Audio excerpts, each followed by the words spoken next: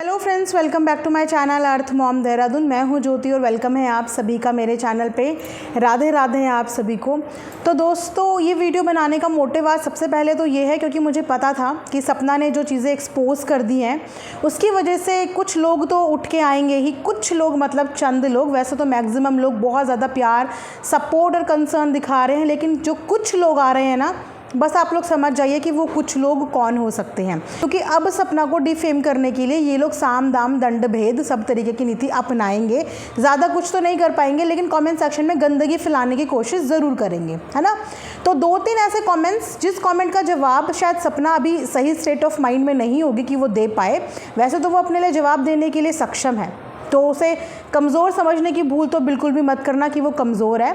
लेकिन हाँ, कुछ, क्योंकि मेरे कमेंट्स में भी ऐसे कमेंट आए हैं 2-3 लोग, और मैं पढ़ते ही समझ गई थी कि ये कौन से वाले लोग हैं।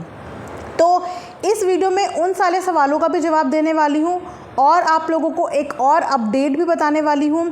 साथ ही साथ वीडियो को पूरा एंड तक देखना, क्योंकि फिर आधी अधूरी वीडियो आप लोग देखते हो, आधा हिस्सा देखते हो, आधा नहीं देख पाते हो, तो फिर कन्फ्यूज़न क्रिएट हो जाती है।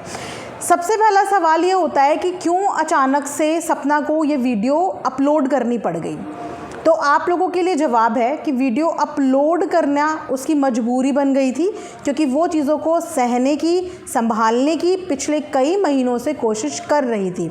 उसके यूट्यूब के व्लॉग्स इस बात का सबूत हैं कि उसने व्लॉगिंग तक बीच में गैप ले लिया था, चैनल तक छोड़ने का डिसाइड कर लिया था, व्लॉगिंग तक बंद करने का डिसीज़न ले लिया था।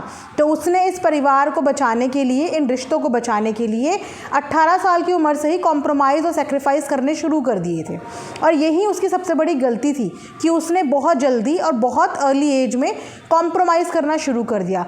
ठीक है, कोई रिश्ता चलाने के लिए, परिवार को चलाने के लिए कॉम्प्रोमाइज़ करने चाहिए, लेकिन अगर वो कॉम्प्रोमाइज़ आपके मान सम्मान, आपके सेल्फ रिस्पेक्ट से बिल्कुल ऊपर जा रही है ना चीज़ें, तो इतना भी कॉम्प्रोमाइज़ नहीं करना चाहिए, राइट। तो वो अभी तक भी संभाल रही थी। ये लोग नाराज़ होते थे, फिर वो इन्हें मनाने के लिए 2 दिन का गैप लेती थी, इन्हें समझाती थी, इन्हें पॉजिटिव करती थी। लेकिन अक्सर चीज़ें ये होती थी कि जब भी वो बीमार पड़ती थी, ये लोग उसको बिल्कुल छोड़ देते थे।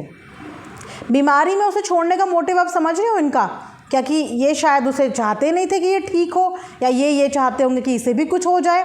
3-4 बार ऐसा सीरियस केस हुआ सपना के साथ कि उसको सीरियस मेडिकल इश्यूज़ हुए, जहाँ पे एक बार तो वो आईसीयू में भी थी, इमरजेंसी में भी गई, पैर भी टूटा। लेकिन उस पूरे वक्त में ससुराल वालों ने एक बार भी अपनी बहू की तरफ देखा तक नहीं, उसको सपोर्ट तक नहीं किया, राइट। उस वक्त उसे अपने मायके जाना पड़ा। मजबूरी में इंसान क्या नहीं करता।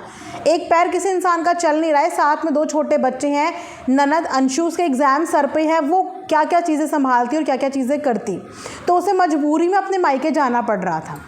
और कुछ लोगों के सवाल ये भी है कि मायके वालों ने क्यों नहीं सपोर्ट किया। अगर उसके साथ इतनी सारी चीज़ें हो रही थी तो मायके वालों ने क्यों नहीं सपोर्ट किया।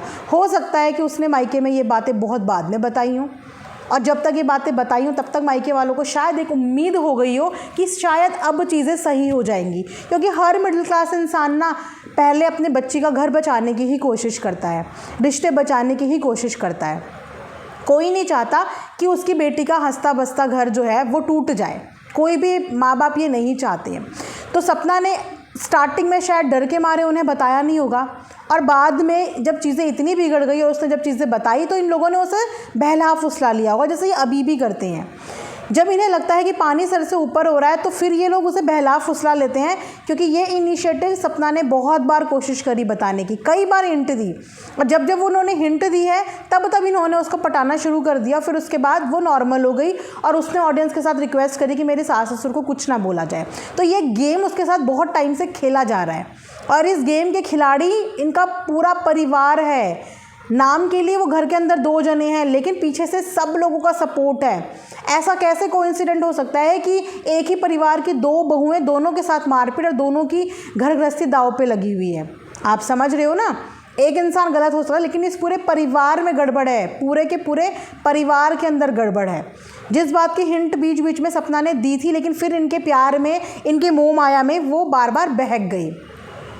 तो ऑडियो रिकॉर्डिंग में ना आप लोगों ने नीतू का नाम सुना होगा, तो नीतू के नाम को लेके बहुत सारे सवाल खड़े हो रहे हैं कि क्या सपना नीतू के साथ पहले से कनेक्शन में थी, क्या नीतू के साथ कनेक्टेड थी पहले से, क्या लखनीत फैमिली को वो बहुत पहले से जानती थी। तो आप लोगों ने भी उनके व्लॉग में ये चीज़ देखी होगी कि लखनीत फैमिली को वो पहले से नहीं जानती थी। जिस वक्त पे सपना के साथ ये ट्रेजेडी हुई थी, यानी कि सूरज जी वाली तो पहले हो गई थी, राजवीर जी वाली जब ट्रेजेडी हुई थी तो उस वक्त पे सब्सक्राइबर्स ने लखनीत को नॉक करना शुरू कर दिया, उनको बताना शुरू कर दिया कि आप उनसे मिलो, उनसे बात करो, उनके आपकी ज़रूरत है। तो उस वक्त पे आपस में बातचीत हुई, लेकिन इतना इंटरफेरेंस किसी की फैमिली में किसी का नहीं था। इतना कुछ शायद उसने स्टार्टिंग में जब अपने पेरेंट्स को नहीं बताया होगा तो वो किसी इन्फ्लुएंसर को वो बात क्यों बताएगी। हर रिलेशनशिप को बिल्ड होने में वक्त लगता है और जब इंसान की सहन शक्ति ख़त्म हो जाती है वो तब मदद सीख करता है, और शायद उसके पास मदद थी ही नहीं, उसके पास कोई बैक सपोर्ट था ही नहीं, कोई ऐसा इंसान था ही नहीं जो उसको ये बोलता कि सपना तू स्टेप ले, हम पीछे से तेरे लिए खड़े हैं। शायद इसी डर के मारे वो ये स्टेप नहीं ले पाई, क्योंकि उसके भी दिमाग में ये था कि मैंने अगर ये स्टेप आगे बढ़ा दिया तो मुझे कौन सपोर्ट करेगा, कौन मेरे साथ खड़ा होगा, कौन मेरे लिए बोलेगा।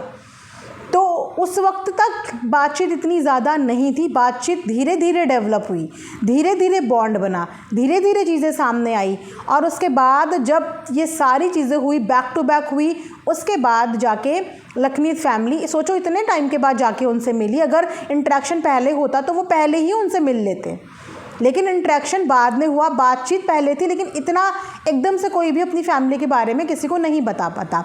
इस वक्त लखन के कमेंट के ऊपर तकरीबन 5000 लाइक्स हैं और 500-600 के अराउंड उस कमेंट के नीचे जवाब है, जहाँ पे मैक्सिमम लोग उनसे ये रिक्वेस्ट कर रहे हैं कि आप ही हो जो उनकी हेल्प कर सकते हो, आप ही हो जो उनको इस समय पे बाहर निकाल सकते हो, क्योंकि उनकी लाइफ को यहाँ पे कोई भी फ्यूचर नहीं है, उनकी लाइफ बर्बाद है यहाँ पे। तो सबसे पहले तो ये डिसीज़न किसका होना चाहिए? सपना का। सबसे पहले ये शुरुआत सपना को करनी चाहिए, डिसीज़न सपना को लेना चाहिए। बाकी सपोर्ट के लिए तो लखनीत फैमिली ने लिख दिया ना कमेंट, लखन ने कमेंट लिख दिया कि तू यहाँ इधर आ जा। अब सब कुछ डिपेंड सपना पे करता है कि क्या सपना जाना चाहती है, क्या वो जाएगी, क्या अब उसको हेल्प जब सामने से मिल रही है, सपोर्ट सामने से मिल रहा है, तो मुझे लगता है कि ये समझदारी नहीं होगी कि आप वापस से अपने पैर पीछे खींच लो और वापस से सिर्फ एक फॉल्स उम्मीद अपने अंदर जगा लो कि अब शायद कुछ सही हो जाएगा, क्योंकि अब तो सही होने के चांसेस ही नहीं है, अब तो कॉम्प्लिकेशंस और ज़्यादा डेवलप हो जाएंगी।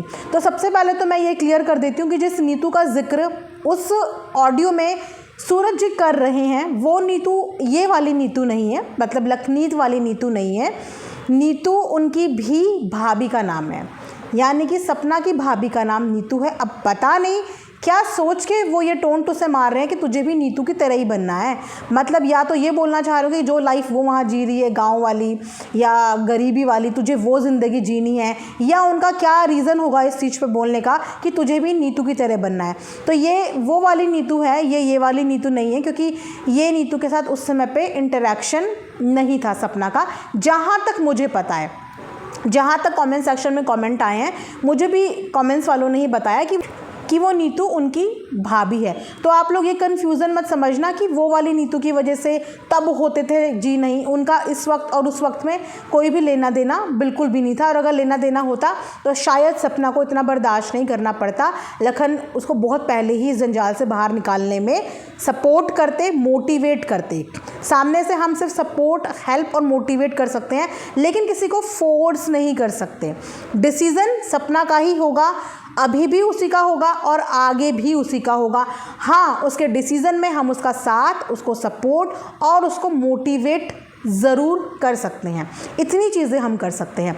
फ़िलहाल कल के बाद से अभी तक सपना का कोई भी वीडियो नहीं आया, कुछ भी रील नहीं आई, कोई भी अपडेट नहीं है, क्योंकि सपना ने बहुत बड़ा स्टेप तो उठा लिया है और परिवार बहुत गंदा है, और जो स्टेप उठा लिया है डेफिनेटली उसके ऊपर बहुत ज़्यादा प्रेशर भी आ गया होगा, क्योंकि जो 2-4 लोग कमेंट्स करने आ गए हैं ना, वहाँ से ही पता चल रहा है कि प्रेशर डेवलप हो गया है। जब ये फेक कमेंट्स आने लग जाए ना, तो समझ जाओ कि सबके एंटेनर खड़े हो गए हैं और अब कोई नया प्लान हो सकता है कि सपना के अगेंस्ट करने की ये लोग कोशिश करें। उसे डिफेम करने की कोशिश करें, क्योंकि ये कभी चाहते ही नहीं थे कि सपना अपनी ज़ुबान खोले, ना तो ऑन कैमरा ना ही ऑफ कैमरा। और सिर्फ उसको चुप कराने के लिए ही इन्होंने दूसरी शादी करी कि वापस से इस परिवार के साथ जुड़ जाएगी तो कुछ बोलने के लायक नहीं रहेगी, कुछ बोल नहीं पाएगी, परिवार के अगेंस्ट में कुछ कर नहीं पाएगी, कुछ बोल नहीं पाएगी। क्योंकि साफ तौर पर जो सास ससुर ये बोल रहे हैं कि तेरा इस घर पर कोई हिस्सा ही नहीं है, घर की किसी चीज़ में तेरा हिस्सा नहीं है। और घर का वारिस और गोद लेने की बात भी बीच में आई थी, आप लोगों ने सुनी होगी कि वो किसी और को ही बनाना चाहते हैं, किसी और को ही देना चाहते हैं, पर सपना को नहीं देना चाहते। सपना से इनको पहले भी इसी बात की इनसिक्योरिटी ने शायद यही लग रहा था कि अगर ये घर से चली गई तो अपने लिए कुछ तो मांगेगी, अपनी ज़िंदगी जीने के लिए कुछ तो मांगेगी, क्योंकि उसने साल दिए हैं अपने उस घर को। उसने जितनी मेहनत सूरज ने वो चैनल चलाने के लिए करी ना, जितने भी मैक्सिमम व्यूज़ हैं वो तभी आते थे जब सपना की अपीयरेंस होती थी, तब मैक्सिमम व्यूज़ आते थे। सो चैनल के अंदर पूरा सपोर्ट सपना का रहा है, चाहे वो सूरज वाला चैनल हो और अपने चैनल पे तो उसका रहा ही है सपोर्ट। तो शायद ये उसको कुछ पहले भी नहीं देना चाहते थे और अभी भी नहीं देना चाहते। अभी भी इन्हें ये घमंड है, ये रौब है कि ये जो घर है ये हमारा है, सपना का इसमें कुछ भी नहीं बनता, उसका वहाँ पे कुछ भी नहीं है। इसीलिए ना तो उसके मायके वाले वहाँ अलाउड हैं, ना उसके फ्रेंड्स वहाँ पे अलाउड हैं, ना उसके कोई रिलेटिव वहाँ पे अलाउड है।